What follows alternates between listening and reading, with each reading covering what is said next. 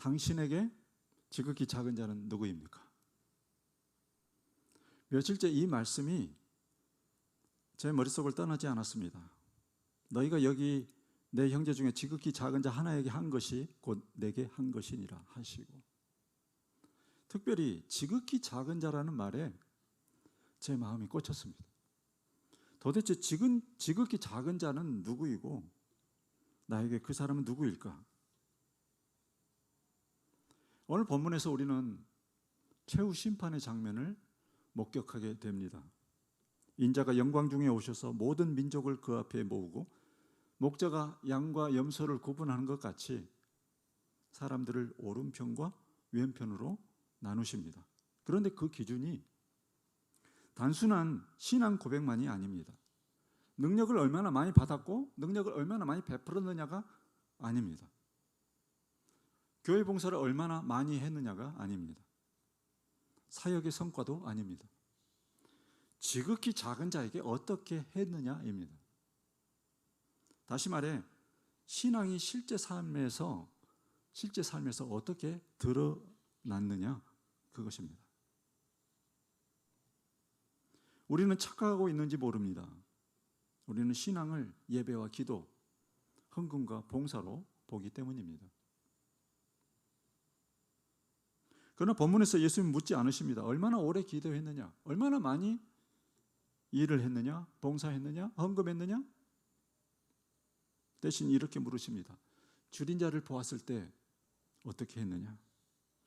네가 귀찮아하던 그 사람을 어떻게 대했느냐? 네가 피하고 싶었던 그 사람을 어떻게 대했느냐? 여기에 내 형제 중에라는 말이 나오죠. 어떤 사람들은 이것을 어떤 제자 집단, 형제라고 하니까 제자 집단으로 이렇게 좁혀서 이렇게 해석하기도 하는데, 그러나 본문이 열거하는 사람들을 보십시오. 줄인 자, 목마른 자, 나그네 된 자, 헐벗은 자, 병든 자, 옥에 갇힌 자들입니다. 이 사람들은 특정 신앙 공동체에 속한 사람들이 아니라 결핍 가운데 있는 모든 사람들을 가리킵니다. 예수님의 시선은 항상 그런 결핍 가운데 있는 사람들을 향하고 계셨습니다. 예수님은 가시는 곳마다 그 결핍 가운데 있는 사람들에게 손을 내미셨습니다. 그 예수님이 말씀하십니다. 그들에게 한 것이 내게 한 것이니라. 이처럼 한 사람의 신앙은 말로가 아니라 그런 형태로 증명되는 것입니다. 그런 사람들에게 잘하는 것을 보실 때에 예수님이 이제야 네가 내가 말하는 사랑을 깨달았구나, 이렇게 판단하신다는 말씀입니다. 우리가 전에 나눈 예레미야서 22장 16절 말씀과 같습니다. 그는 가난한 자와 궁핍한 자를 변호하고 형통하였나니 이것이 나를 알미 아니냐, 여호와의 말씀이니라. 우리가 마태복음을 보다 보면 마태는 일관되게 같은 메시지를 전하고 있습니다. 마태복음 7장 21절에서 예수님은 주여 주여 하는 자마다 다 천국에 들어가는 것이 아니고 하늘에 계신 아버지의 뜻대로 행하는 자가 들어간다고 말씀하십니다. 이어 22절과 23절에서는 주의 이름으로 선지자 노릇하고 귀신을 쫓아내고 많은 권능을 행하면서도 불법을 행하는 것에 대해서 지적하십니다. 9장 13절에서는 나는 긍휼을 원하고 제사를 원하지 않는다고 말씀하십니다. 23장 2절에서는 말만 하고 행하지 않는 종교 지도자들을 책망하십니다. 그러니까 이 마태가 말하는 신앙, 이것은 아주 분명합니다. 신앙은 관계 속에서 드러난다는 것입니다. 하나님 사랑은 사람을 대하는 태도를 통해서 증명된다는 것입니다. 그렇다면 사랑하는 성도 여러분, 우리는 어떠한 모습으로 다른 사람들에게 비춰지고 있을까요? 특별히 안 믿는 사람들에게 우리는 어떻게 평가되고 있을까요? 일부 크리스찬들의 경우 얼마나 헌신적인지 모릅니다. 우리는 따라가지도 못할 그런 헌신된 모습을 보여줍니다. 특별히 호스피스 사역을 하시는 분들은 사실 그 전에 이 죽음 앞에 놓인 그분들을 만나기 전까지는 전혀 모르던 사람이에요. 그렇지만 돈과 시간을 들여가면서 얼마나 지극정성으로 그들의 마지막을 함께 하는지 우리는 잘 알고 있습니다. 또한 어떤 분들은 사회적으로 소외된 노인들과 청소년들, 그리고 성폭력 피해자들, 그분들을 위해서 수고를 마다하지 않고 사랑을 실천합니다. 그런 사람들을 볼 때 사람들은 내가 지금까지 그 교회 다니는 사람들을 많이 보았지만 그 사람들을 보고 나는 정말 많이 실망했는데 당신을 보니까 당신이 다니는 교회라면 나도 한번 다녀보고 싶다, 이런 말을 하기도 합니다. 그러나 보다 많은 경우 우리 자신이 스스로 생각하는 것과 달리 전혀 다른 평가를 받을 수 있다는 것, 여러분 혹시 생각해 보셨습니까? 우리 자신이 교회 안에서는 신실한데 세상 속에서는 전혀 다르게 보이고 있지 않을까요? 이 땅의 많은 크리스찬들이 예배와 기도에는 열심이지만 이웃과의 관계에는 무관심하다는 평가를 듣는 것이 현실입니다. 저 역시 이러한 비판에서 자유롭지 못합니다. 이러다 보니 오늘날 이 땅의 크리스찬들은 그야말로 살얼음 위를 걷는 것 같은 그런 현실에 직면하고 있습니다. 전에 세대로 들어갔던 건물에서 있었던 일입니다. 그 건물에 들어간 지 얼마 되지 않아서 저는 직전의 교회와 아래층 상가 간의 사이가 좋지 않았다는 것을 알게 되었습니다. 분쟁의 핵심은 주차 문제였습니다. 교인들이 아래층 상가 앞에 무심코 주차를 해놓고 예배에 들어간 사이 상가 손님에게 주차 자리가 필요해서 주차된 그 차의 그 전화번호로 이렇게 전화를 하면은 전화를 받지 않아요. 그래서 이제 그 상가들이 쭉 있잖아요. 그 상가 손님들이 주차할 자리가 없어서 그냥 돌아가는 일들이 이렇게 생긴 거예요. 우리가 보통 예배 시간에는 전화기를 꺼놓잖아요. 이런 일들이 반복되다 보니까 교회하고 상가 주인들하고 이 사이가 굉장히 안 좋아졌어요. 그런데 이런 일들은 흔히 일어날 수 있는 일입니다. 문제는 이것에 대한 교회의 대처였습니다. 상가 주인들이 어떤 이야기를 했을 거 아니에요. 그런데 교회는 그것에 대해서 적극적으로 어떤 해결 방안을 찾지 않은 것입니다. 그런 상태로 똑같은 일들이 반복되다 보니까 제가 그 교회 자리로 부임했을 때는 상황이 매우 좋지 않았어요. 여러분은 이 상황을 어떻게 보시나요? 제 아내가 그러한 상황을 보면서 이렇게 말했습니다. 교회가 기꺼이 손해를 봐야지. 저 역시 그 말이 정답이라고 생각합니다. 왜 그렇습니까? 세상은 기본적으로 교회에 대해서 호의적이지 않습니다. 그러나 그 호의적이지 않은 사람들과 잘 지내지 못하면 어떻게 됩니까? 더 호의적이지 못하게 되는 거죠. 여기서 우리가 명심해야 할 것은 사람에게 하는 것이 곧 하나님께 하는 것이라는 그런 의식을 우리가 가져야 된다는 것입니다. 사람에게 하는 것, 하나님에게 하는 거예요. 그것이 지극히 작은 자에게 한 것이 곧 내게 한 것이라고 하신 예수님의 말씀의 의미일 것입니다. 이것이 가능하려면 본문의 말씀처럼 우리가 어떤 사람을 만나건 그 사람 곁에 예수님이 계시다는 것을 우리가 볼 수 있어야 합니다.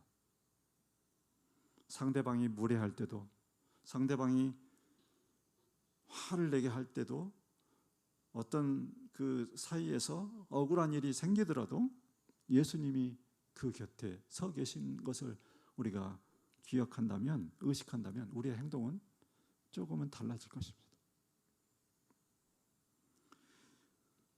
이것을 제가 어떤 율법적인 규범으로 그렇게 하자고 제가 말씀드리는 것은 아닙니다. 본문에서처럼 예수님이 최후의 심판대 앞에서 하신 그 말씀을 우리가 기억하자는 그런 말씀입니다. 지극히 작은 자, 누구일까요? 지극히 작은 자라고 하는 것은 특별히 대우하지 않아도 되는 그런 사람을 가리킵니다. 예수님이 이 본문에서 예로 든 사람은 이런 사람들이죠. 줄인 자, 목마른 자, 나그네 된 자, 헐벗은 자, 병든 자, 옥에 갇힌 자였습니다. 우리가 이 말씀을 쉽게 이야기해서 거지 나사로를 한번 떠올려 볼까요? 나사로는 말 그대로 거지였습니다. 근데 그 사람이 어디로 갔습니까? 천국으로 갔습니다. 우리는 누가 이러한 나사로일지 모릅니다. 그래서 어떤 거지든지 무관심해서는 안 됩니다. 무시해서도 안 됩니다. 억울한 마음을 갖게 해서도 안 됩니다. 우리는 누가 주님의 사랑을 받는 사람인지 알지 못하기 때문입니다. 어쩌면 우리가 무심히 지나쳤던 어떤 사람이 주님께는 가장 소중한 사람일지 모르는 것입니다.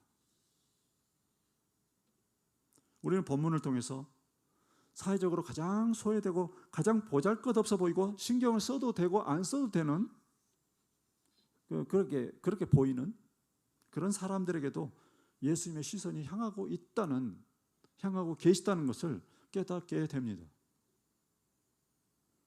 이 메시지 무게는 결코 가볍지가 않습니다. 왜요? 예수님이 이 말씀을요, 심판대 앞에서 하고 계시기 때문에 그렇습니다. 어느 누가 이것에 대해서 이 정도의 비중을 가지고 고민해 보겠습니까? 마치 예상 시험 문제에 없던 문제가 시험에 딱 나왔어요. 자칫하면 시험 공부를 엉터리로 한 것이 될 수도 있는 그런 상황과 같은 오늘 본문의 말씀입니다. 예수님이 이 부분에 대해서 콕 집어서 이렇게 말씀하고 계시는 것은 하나를 보면 열을 알 수 있다, 그런 의미일 수 있습니다. 그렇죠?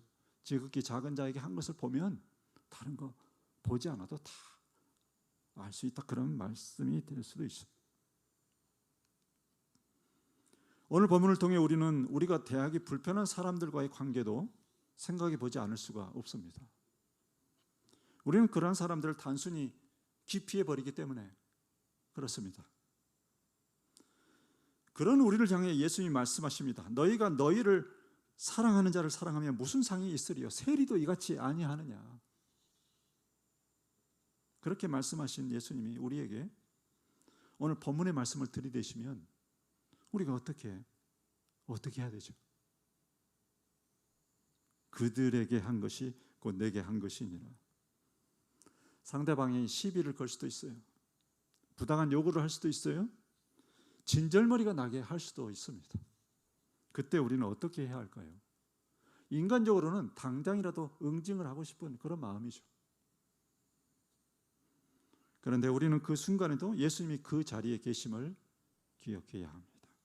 그리고 그것을 볼 수 있어야 합니다. 그리고 나서 어떻게 해야 할지를 결정해야 합니다. 사랑하는 성도 여러분, 다시 말씀드리지만 우리는 지금 어떤 율법적인 규율이나 규범에 대해서 이야기하고 있는 것이 아닙니다. 우리는 지금 주님과 어떻게 동행하며 살 것인가, 이것에 대해서 이야기하고 있습니다. 우리가 사람들에게 선의로 대한다고 해서 사람들이 우리를 선의로 대해주지는 않습니다. 선의를 역이용해서 자기들의 이익을 극대화하는 방향으로 사람들은 행동합니다. 그럼 얼마나 우리가 실망을 합니까? 정말 선의로 사는 것에 대해서 회의를 느끼는 그런 순간들이 있지요. 그런 의욕이 꺾일 수도 있습니다. 이와 관련해서 톨스토이의 사람은 무엇으로 사는가, 이 책은 우리에게 깊은 영감을 던져줍니다. 여기에 바보 2반이 나오는데 그 이야기가 있어요. 잘난 형들은 아버지에게서 그 재산을 받아가지고 나가서 뭔가를 이렇게 해보죠. 그렇게 성공을 꿈꾸면서 자기의 인생을 삽니다. 그런데 둘 다 쫄딱 망해가지고 다시 집으로 들어왔어요. 이반의 그 집에서 얹혀 사는 그런 신세가 되었습니다. 그런데 그들은 그렇게 들어와서도 이반의 집에서 자기들이 주인 행세를 하려고 해요. 왜냐하면 그들은 스스로 잘났다고 생각하기 때문에. 그럼에도 이반은 형들의 요청이 뭐가 됐건 그 대답이 딱 하나였어요. 뭐냐면 뭐 좋아? 뭐 좋아? 이렇게 대답하는 거예요. 이용당하는지 아는지 모르는지 그거는 우리가 알 수가 없는데 이 사람은 항상 그렇게 대답했습니다. 결과적으로 이반은 크게 성공하지만 이 형들은 그 이후에도 여러 가지 부침을 이렇게 겪으면서 결국에는 다시 이반의 집에 얹혀 사는 그런 사람들이 됩니다. 이 이야기에서 톨스토이는 욕심을 내지 않고 정도만을 걷는 이반. 참 이 사람은 욕심이 없어요. 정도만을 걸어요. 그게 정도라고 생각하면 그 길만 걸어요. 이 이반과 끊임없이 머리를 굴리는 그 형들을 대조하고 있어요. 처음에는 이반이 손해보는 것 같지만 결국에는 이반이 성공합니다. 신앙생활도 마찬가지입니다. 이웃과의 관계에서 옳고 그름을 따지면서 다투기보다는 차라리 손해를 보십시오. 손해본 것 같아 보일 때 속상해하지 마십시오. 하나님이 다 지켜보고 계십니다. 하나님이 다 갚아주십니다. 이러한 그림이 머릿속에 있어야, 머릿속에 선명하게 자리 잡고 있어야 우리가 거룩한 바보 이반이 될 수 있습니다. 결국 이반이 잘 된다니까요. 사랑하는 성도 여러분, 인생의 성공이 무엇인가요? 주님 곁에 머무는 것입니다. 그분 곁에 있으면 열매는 그분이 맺게 하십니다. 눈앞의 이익을 쫓아 사는 사람들은 부침이 심해요. 잘 됐다가 망했다가 인생을 살면서 여러 가지 부침을 겪어요. 그럼에도 대부분의 사람들은 이 길을 따라서 살아갑니다. 반면 묵묵히 조금 손해보며 사는 그런 것이 바보 같아 보여도 뒤돌아보면 그 길이 성공의 길입니다. 하지만 사람들은 이것을 너무 늦게 깨달아요. 거의 대부분 죽기 전에 깨닫죠. 이것이 또한 인생의 아이러니 아닐까요? 주님 곁에 머물 때 이 아이러니의 굴레를 벗어날 수 있습니다. 사랑하는 성도 여러분, 지극히 작은 자 곁에, 내가 만나는 사람들 곁에 언제나 예수님의 계심을 볼 수 있는 눈을 가지십시오. 그 눈이 없다면 우리는 그만큼 예수님에게서 멀어져 있는 것입니다. 멀어져 있으면 어떻게 됩니까? 방향을 잃게 돼요.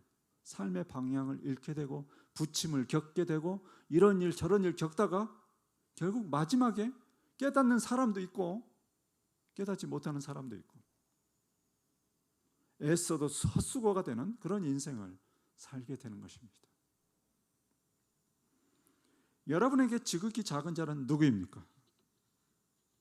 여러분이 싫어하는 사람 곁에 예수님이 서 계신 것을 볼 수 있기를 바랍니다. 여러분이 피하고 싶은 사람 곁에 예수님이 서 계신 것을 볼 수 있기를 바랍니다. 여러분이 별로 중요하지 않다고 생각하는 사람 곁에 예수님이 서 계신 것을 볼 수 있기를 바랍니다. 여러분이 별 도움이 되지 않는다고 생각되는 사람 곁에 우리 주님께서 서 계신 것을 볼 수 있기를 바랍니다. 그 곁에 주님이 서 계십니다. 식어가는 예수님에 대한 사랑은 사람을 대하는 태도에서 드러납니다. 반대로 사람에 대한 사랑을 회복하면 예수님에 대한 사랑이 회복돼요. 다른데 비결이 있는 게 아닙니다. 여러분 곁에 있는 사람들을 진정으로 사랑하십시오. 그들을 향한 태도가 잘못되었다고 생각하면 고치십시오. 생각해 보십시오. 혹시 내가 그들 중에 어떤 사람에게 무관심하지는 않는지, 혹시 내가 그들 중에 어떤 사람을 무시하지는 않는지, 혹시 내가 그들 중에 어떤 사람을 기피하고 있지 않는지, 혹시 내가 그들 중에 어떤 사람을 혐오하고 있지는 않는지, 예수님을 사랑한다고 말하는 만큼 그들을 사랑할 수 있어야 합니다. 그것이 힘들다면 기도해야 돼요. 예수님을 사랑하는 만큼 내 주변에 있는 사람들을 사랑하게 해주십시오. 그렇게 기도해야 됩니다. 예수님에 대한 사랑과 사람들에 대한 태도가 분리될 수 없다는 것입니다. 사람을 밀어내면서 예수님을 사랑한다고 말하는 것은 관념일 수 있어요. 관념은 실제가 아니에요. 그 머릿속에서 맴돌고 있는 거예요. 사람에 대한 사랑을 회복하는 것이 예수님에 대한 사랑을 회복하는 길입니다. 거창한 진단은 제가 하지 않겠습니다. 그러나 분명한 것은 이것입니다.